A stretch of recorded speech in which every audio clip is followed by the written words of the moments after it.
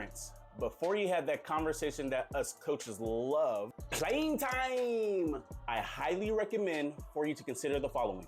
Rule number one, I really shouldn't have to say this out loud, but never right after the game or the day right after. Some coaches say like 24, I say 48. The day after, typically we're looking at film, processing, and preparing for the games moving forward. I can't speak for every coach, but at least for me, before the next practice, I watch film 3 times. First watch starts with me.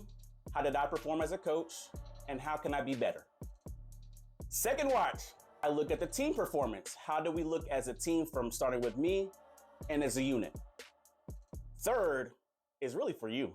I look at the individual player performance. So I have legitimate answers to talk to you.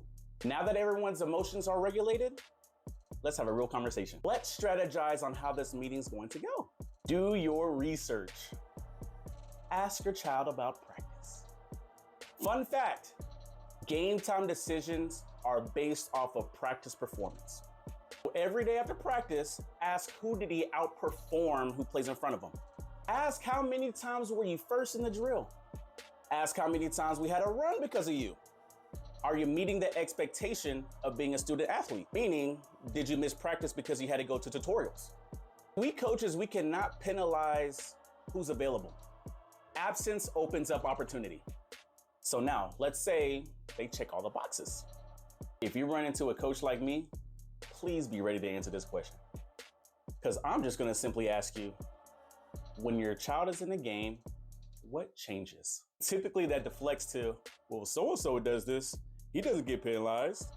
Disclaimer, you looking at somebody else's plate does not fix your child's problem. So then I ask again, what changes when your child's in the game? Well, they play really good defense, or the man doesn't score and they play really hard and they love the game of basketball. He's just a good child.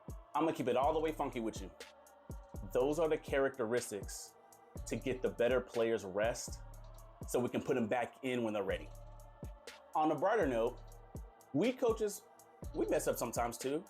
I can own that I've looked at some film and say, you know what? I missed that. We'll get the next opportunity. So before having a conversation with the coach, consider all these factors so that the conversation can be constructive.